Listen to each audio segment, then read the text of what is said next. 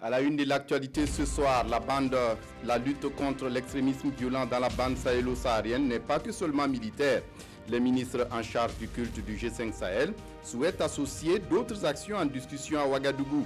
On en parle dans ce journal. Et puis dans ce journal, le Burkina Faso va disposer bientôt de ressources financières pour l'exécution d'un projet d'appui à la promotion des filières agricoles. C'est le Fonds international de développement agricole qui pourvoit au financement de ce projet, un projet qui concerne la filière maïs, riz, niébé et maraîchère. Le projet était sur la table des députés.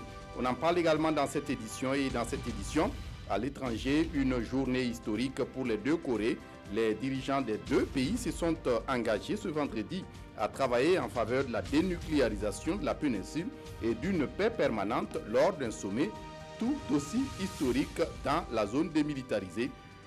C'est la matérialisation d'une détente dans les relations entre les frères séparés depuis 60 ans. Ce sont là les titres du 20h. Mesdames, Messieurs, bonsoir. Heureux à vous de vous retrouver. Mais d'abord, avant de développer ces titres, le président du Faso a reçu en audience en fin de matinée une délégation des ministres en charge du genre de l'UEMOA. Accompagnés par le ministre burkinabé de la Femme, elles sont allées présenter au président du Faso la stratégie de promotion du genre de l'UEMOA adoptée dans la matinée à Ouagadougou. Une stratégie que le président du Faso s'engage à mettre en œuvre. On fait le point avec Roger Kam et Pascal Canet. Présente à Ouagadougou pour adopter une stratégie commune de promotion des genres dans l'espace UEMOA, les ministres sont allés présenter le document au président du Faso.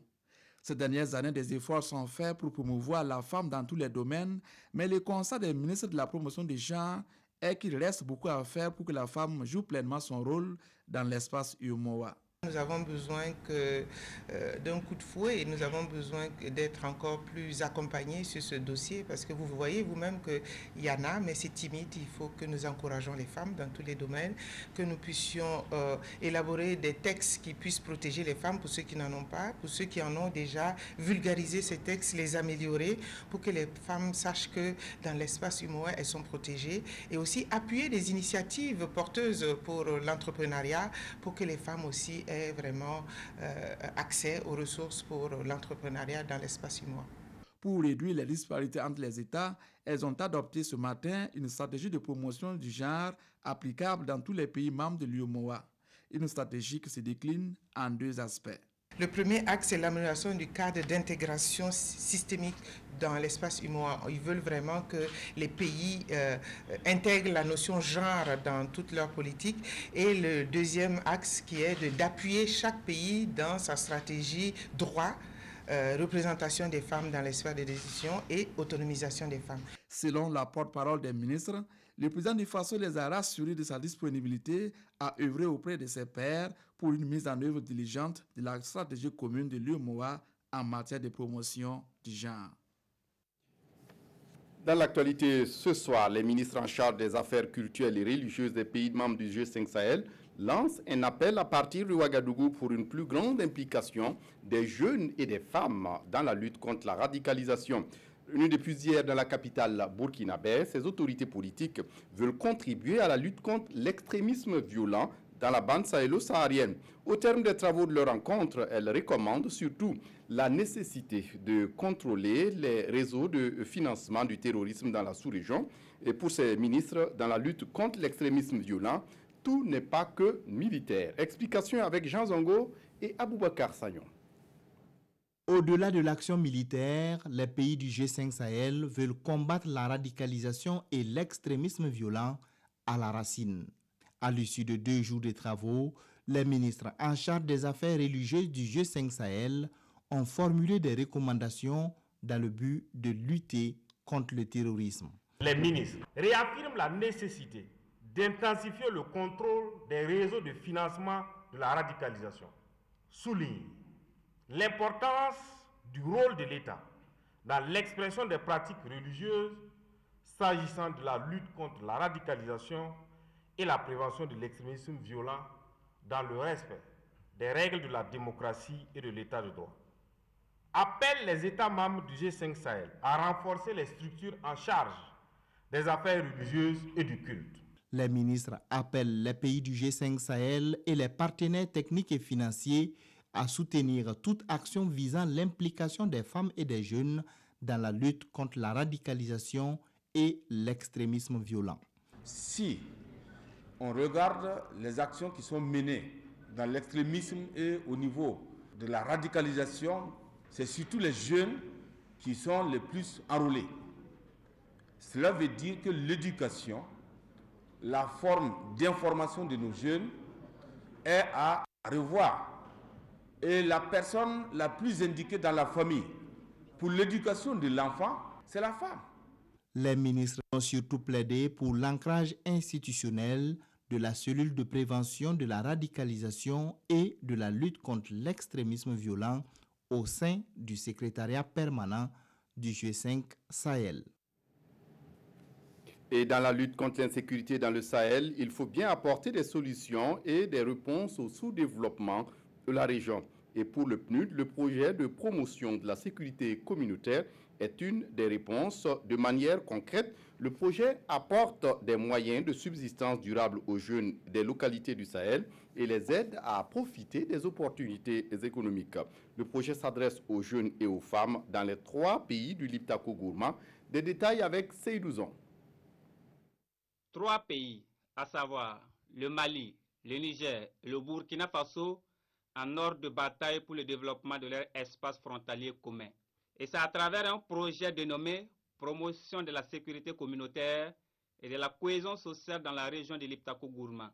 L'initiative, financée par le Fonds des Nations Unies pour la consolidation de la paix, à hauteur de plus d'1,5 milliard de francs CFA, vise à prévenir les conflits et à fournir les services sociaux de base aux communautés de cette zone. De manière concrète, les jeunes vont bénéficier des moyens de subsistance durable et aussi de prise en charge pour s'assurer qu'ils vont profiter des opportunités économiques qui seront créées dans la zone.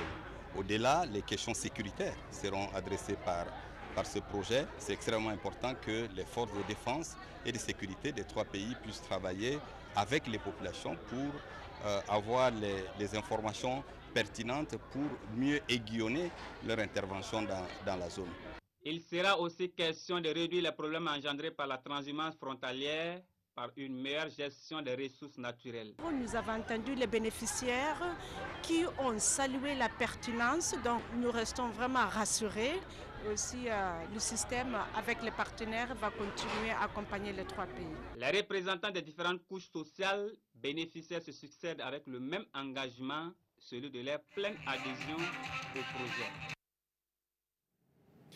De leur côté, de jeunes élèves policiers viennent d'achever une formation militaire de 4 mois, une phase obligatoire qui les dispose à présent à suivre des cours théoriques et pratiques de police nationale. Au cours de la session militaire, ils ont pu être en contact avec des techniques de défense et aussi de traque de suspects. Ismaël Dilouma Sirima. Après le port des galons de stagiaires, ils deviennent pleinement des élèves de l'École nationale de la police. Cette cérémonie intervient après une formation militaire de 4 mois. Durant ce temps, les 2073 élèves policiers ont appris les techniques de défense et aussi les opérations de traque de suspects. Ils se sont familiarisés également avec le cérémonial militaire avant de renforcer leurs connaissances sur l'instruction civique. L'École nationale de police les forme dans le sens du professionnalisme. Voilà, donc professionnel, et nous sommes dans un contexte qui l'exige.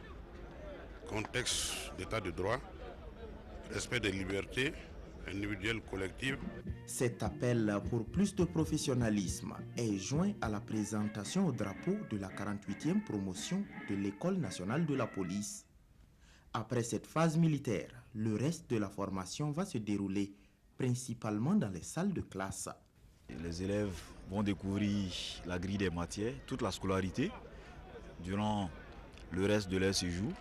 Et ce sera essentiellement des cours en stage. Et à la fin de ces cours en stage et des évaluations, il y aura un stage d'application qui va se passer dans les services opérationnels, c'est-à-dire les commissariats de sécurité publique. Les différents responsables de la police nationale ont exhorté les stagiaires à redoubler d'efforts pour le reste de la formation. Et avant de poursuivre, nous apprenons de l'état-major général des armées du Burkina que des opérations de bouclage menées par des unités déployées au nord et à l'est du pays ont permis de saisir du matériel et d'interpeller de nombreux suspects, mais aussi d'arrêter des individus recherchés et de neutraliser des engins explosifs. Selon l'état-major général des armées, ces opérations se sont déroulées du 19 au 27 avril dans la bande frontalière, donc au nord, et aussi dans les forêts de Nakor-Tougou et de Futuri à l'est du Burkina. En économie, l'Agence de financement et de promotion des petites et moyennes entreprises vient d'adopter un plan stratégique pour servir de référence dans sa mission de promotion des PME dans le pays. Le plan contient des actions pour les 5 prochaines années et ces actions consistent essentiellement à des offres de financement appropriées, mais aussi à l'encadrement. On en parle davantage avec Moussa Ouedraogo et Vincent Tiendrebevo.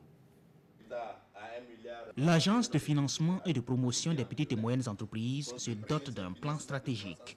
Réunis en conseil d'administration, les administrateurs de l'AFP-PME examinent ce plan quinquennal 2018-2022. C'est un document qui doit servir de référence à l'agence dans l'exécution de sa mission, celle de promouvoir les PME au Burkina Faso. Et le plan stratégique que nous venons d'adopter sur la période 2018-2022 a pour ambition de positionner définitivement l'agence comme une structure pertinente et efficace d'encadrement et de financement des PME. Ça va se faire à travers le volet financement, ça va se faire à travers le volet encadrement.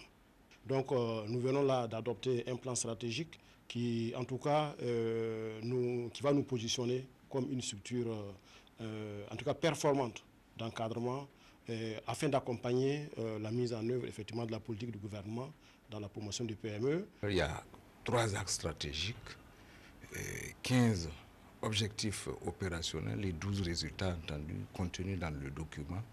Et donc il faut travailler donc à faire en sorte que ces éléments qui constituent la feuille de route de l'agence de financement des petites et moyennes entreprises, il faut que ces éléments puissent être concrétisés en termes d'action.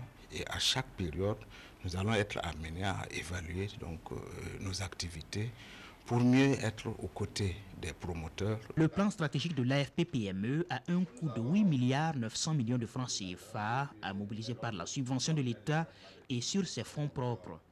À ce jour, 185 projets sont financés par l'agence à hauteur de 2 milliards de francs CFA. Le Burkina Faso va bientôt disposer des ressources financières pour l'exécution d'un projet d'appui à la promotion des filières agricoles. C'est le Fonds international de développement agricole qui pourvoit au financement de ce projet, un projet qui concerne la filière maïs, riz, niébé et maraîchère. Le projet était sur la table des députés. Explication avec Roger Bembamba et Nathalie Sawadgo. C'est à l'unanimité que le projet de loi portant autorisation de ratification de l'accord de prêt et de don conclu par le Burkina Faso et le Fonds international de développement agricole FIDA a été adopté. Ce fonds financé à hauteur de 41,1 milliards de francs CFA par le FIDA est destiné à la promotion de 4 filières agricoles que sont le maïs, le riz, le niébé et le maraîchage. Il faut se dire que dans ce projet, on prend le volet production. Il faut booster la production de ces filières-là et faire aussi la transformation. Ça, c'est des éléments très importants. Et aussi s'attaquer au marché dans la commercialisation. C'est très important pour les producteurs. Ça sera aussi important pour les populations parce que nous attaquerons aussi à la question de la sécurité alimentaire et nutritionnelle, puisque vous voyez que c'est des produits variés qui vont être mis en œuvre. Pour ce qui est de l'utilisation des pesticides, le ministre de l'Agriculture rassure. Le gouvernement prendra des mesures pour qu'il n'y ait pas de pesticides non homologués qui rentrent dans la zone du projet. Mais déjà, en 2017, le 25 mai passé, nous avons ici à cet hémicycle fait voter une loi sur les pesticides. Donc maintenant, qui est importateur de pesticides, comment importer, comment vendre les pesticides, comment l'utiliser dans ce pays. Et aussi, cette loi est assortie de sanctions pour ceux qui contreviendraient à cette réglementation au niveau national. Ce programme d'une durée de 6 ans va s'exécuter dans 3 régions du pays, la boucle du Moun, le Oué et la Comoé. Le système des Nations Unies au Burkina Faso soutient des actions pour la période 2018-2020. Ce sont des actions qui concourent à une plus grande résilience des populations en matière de sécurité alimentaire, mais aussi pour l'éradication de la pauvreté. Pour être concret, ces actions sont contenues dans un document cadre qui vient d'être soumis aux différents responsables du pays. Après son examen, les 2 parties, Nations Unies et Burkina Faso, ont convenu de sa signature. Konsoum Koulibaly ou Moussissé. C'est une nouvelle page de la coopération entre le Burkina et le système des Nations Unies qui s'écrit à travers cette signature du document cadre de coopération 2018-2020. Un document qui définit la vision, les orientations stratégiques et les réponses collectives des Nations Unies pour accompagner le Burkina dans la mise en œuvre du PN2S à travers 4 objectifs collectifs et 2 actions transversales. D'ici 2030, que le Burkinabé vraiment se trouve dans qu'il puisse jouir d'une paix durable, qu'on puisse aussi avoir une économie résiliente, qui est aussi un développement qui tiendra en compte que personne ne soit laissé de côté. Et sur ce, nous allons en dernier faire de sorte que le financement et les investissements se concentrent dans les zones là où il y a le plus de besoins. Et c'est là pourquoi la région du Sahel sera la région de concentration. Et ce sont environ 300 milliards de francs CFA qui seront mobilisés par les 19 agences, programmes et fonds du système des Nations Unies au Burkina sur la période 2018-2020. C'est un engagement réciproque entre les Nations Unies et le gouvernement. Et je voudrais ici dire que pour notre part, nous allons jouer notre partition, nous allons faciliter les interventions des Nations Unies dans notre pays et nous allons aussi faire le point pour nous assurer que les progrès nous amènent vers les résultats escomptés et aussi essayer de corriger là où il y aura quelques imperfections. Ce nouveau cadre de coopération qui s'aligne sur les priorités nationales et à l'agenda 2030 doit accompagner le Burkina à respecter la vision de l'ONU, à savoir ne laisser personne de côté. Et c'est dans ce contexte que le ministère en charge de l'agriculture remet du matériel et des moyens logistiques à ces directions régionales.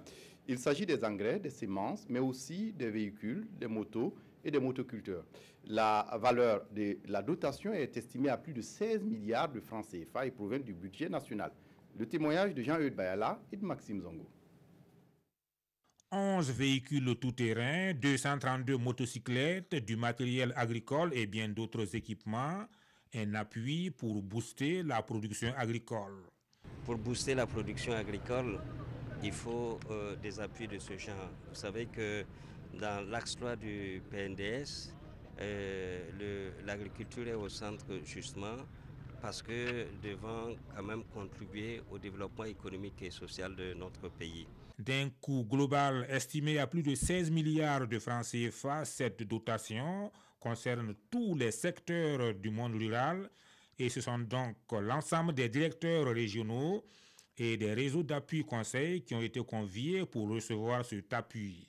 Il faut moderniser l'agriculture par l'appui de tout genre, aussi bien le renforcement des capacités du personnel, leur doter des moyens matériels, des moyens logistiques pour leur permettre de faire bien leur travail. Et l'appui de ce matin renforce d'autres appuis parce que nous avons déjà équipé déjà pratiquement toutes nos directions provinciales d'ordinateurs et nous avons déjà nous appuyons régulièrement avec des intrants de qualité, les semences améliorées, nous appuyons avec les engrais. Le premier responsable en charge de l'agriculture a saisi l'occasion pour concrétiser une promesse faite au groupement d'intérêt économique GIE. Des motos et des chèques ont également été offerts aux agents les plus méritants de toutes les régions du pays. Et dans ces efforts de développement agricole, il faut savoir qu'une série de travaux est interdite aux enfants. Il s'agit par exemple du labour avec charrue effectué dans les champs ou du répiquage de riz dans les rizières. Un décret existe d'ailleurs pour punir ces travaux dangereux interdits aux enfants. Le ministère en charge du travail a réuni les acteurs pour s'imprégner de cette disposition, surtout dans ces innovations. Karim Ilboudo, Kadouro Menki. Porté à la connaissance de l'opinion publique. Les innovations du nouveau décret portant détermination de la liste des travaux dangereux interdits aux enfants. C'est tout le sens de cet atelier. Il s'agit par exemple du labour à la charrue, par exemple, entre autres, que les enfants effectuent dans les champs. Il s'agit, ça c'est dans le secteur de l'agriculture, il s'agit par exemple du répiquage du riz, il s'agit entre autres du travail des enfants comme bagagistes entre guillemets dans les cars, etc. Au niveau des sites d'orpaillage aussi, il y a un certain nombre d'activités qui ont été incriminées. Il s'agit par exemple du cocassage du minerai, de l'extraction du minerai. Le décret portant détermination de la liste des travaux dangereux interdits aux enfants existe depuis mai 2009 au Burkina Faso. Après 7 ans d'application, le décret a été réactualisé en 2016 en intégrant ces innovations en vue de minimiser le nombre d'enfants soumis aux pires formes de travail. Plus de 1,6 million d'enfants étaient économiquement actifs, ce qui représentait à l'époque 41,1% des enfants du pays. Alors au niveau des hauts bassins, plus spécifiquement, et le ressort de la même enquête que plus de 17% des enfants des hauts bassins étaient économiquement actifs. Mais comme je l'ai dit, il s'agit vraiment des données qui datent d'une dizaine d'années. Dans l'état actuel des choses, il est nécessaire de refaire une autre enquête nationale pour avoir une idée exacte de la réalité du phénomène sur le terrain. En attendant, invite est faite aux différents acteurs à une meilleure appropriation du nouveau décret afin d'en faire un document de travail. Et puis, malgré la loi répressive de la pratique de l'excision au Burkina Faso, le taux de prévalence dans la région de la boucle du Moun est des plus élevés du pays, environ 74% pour une population comprise entre 15 et 49 ans. Mais les tribunaux également ne baissent pas la veille. Le tribunal de grande instance de Dédougou vient de tenir une audience foraine délocalisée dans la commune rurale de Kouka pour juger des cas d'excision sur des mineurs. Christophe Traoré sur place à Dédougou.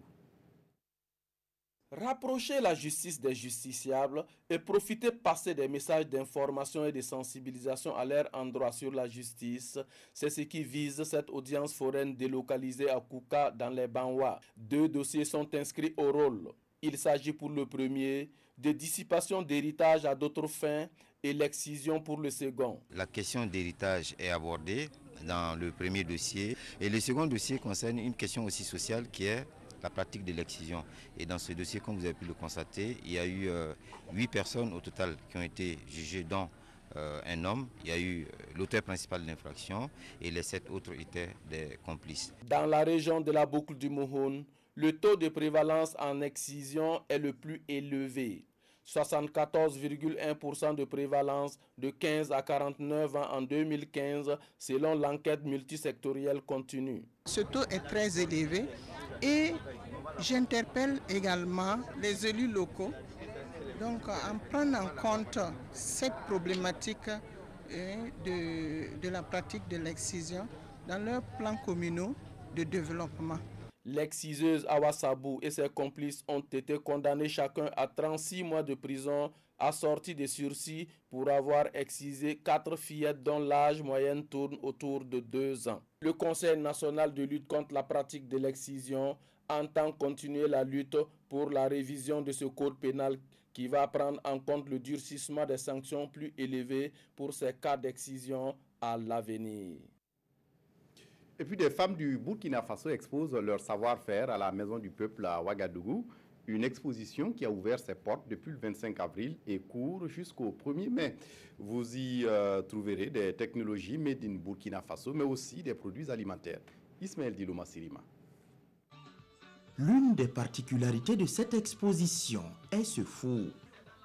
Conçu à partir de fines barrettes de fer, il est aussi efficace que les fours électriques et à gaz, selon les concepteurs burkinabés.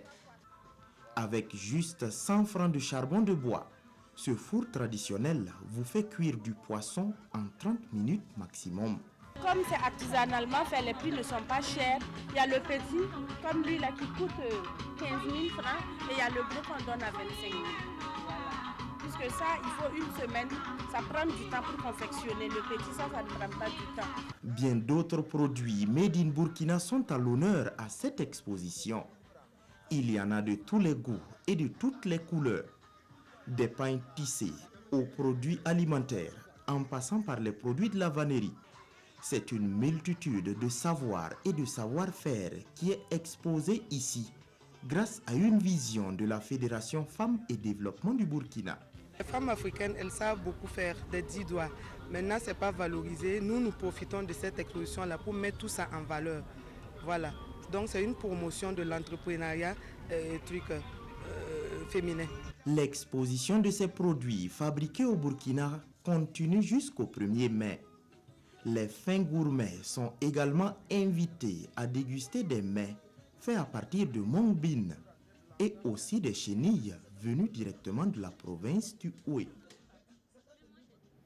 En culture, la musique traditionnelle burkinabé pour combattre l'immigration illégale. La 8e édition du festival Passana bat son plein depuis le 25 avril à Ouagadougou. Au-delà d'un plaidoyer pour la promotion de la musique traditionnelle, le festival se veut une tribune pour interpeller face à l'accès des jeunes aux emplois, ce qui, de l'avis des organisateurs, peut mettre ces jeunes à l'abri de l'immigration. Ismaël Dilouma Sirima. C'est parti pour la 8e édition du festival Passana, un festival qui valorise la musique traditionnelle.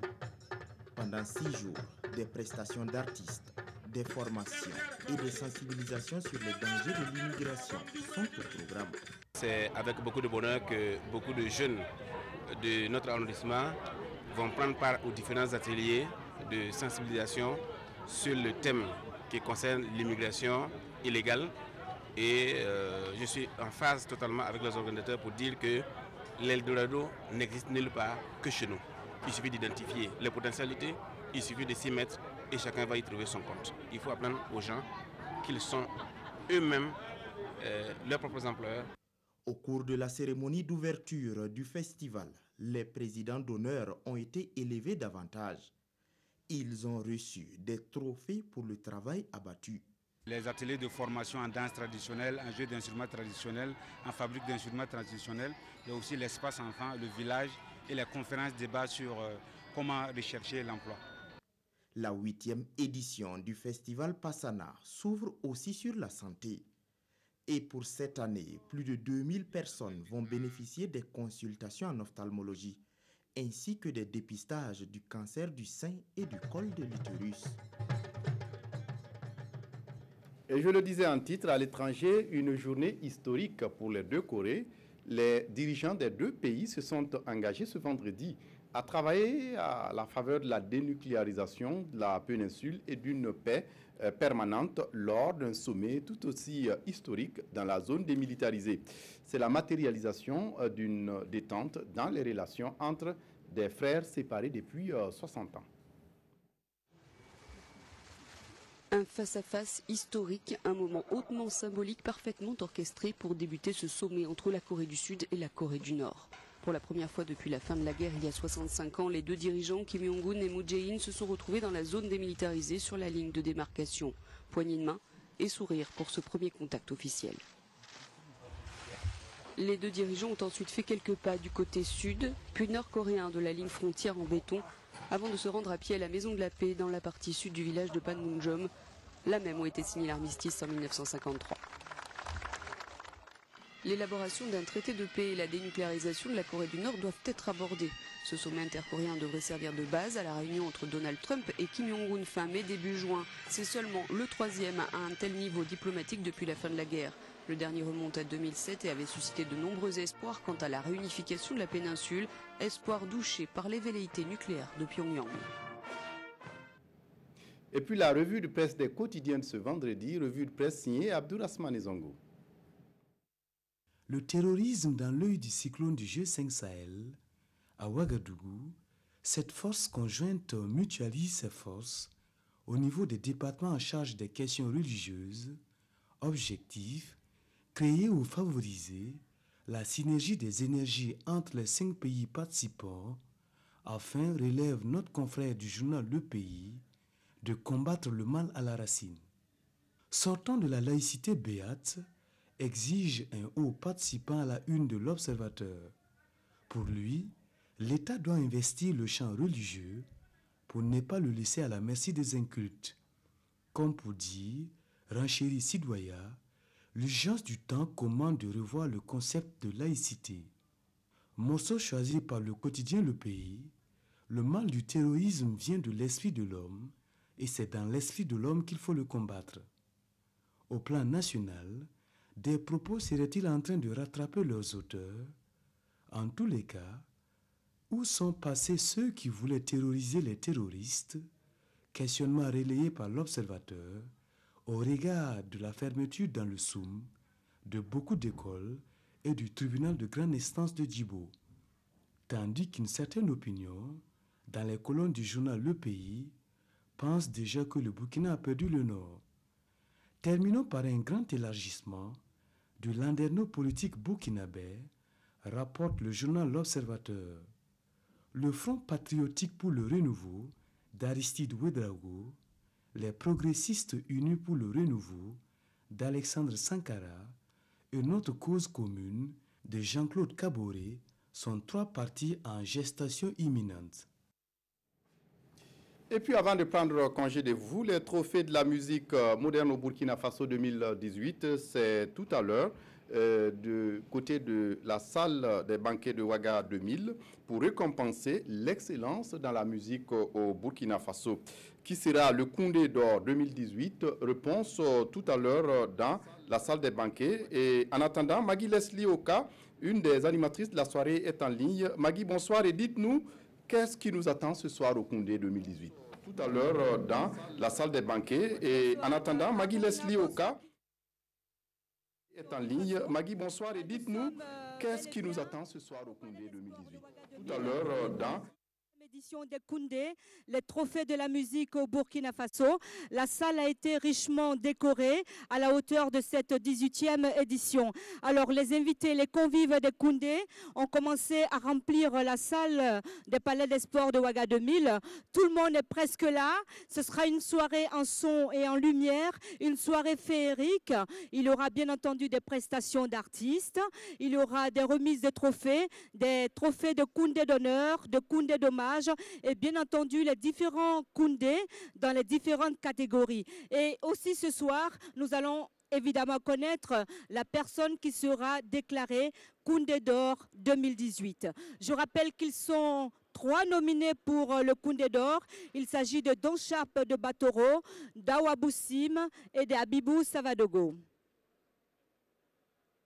Voilà, merci à vous, Maggie Leslie Okar. Donc, rendez-vous tout à l'heure au Palais des Sports de Ouaga 2000 pour les Koundé 2018. C'est tout pour ce journal. Merci de votre attention. Très bonne suite de programme sur la RTB. Au revoir.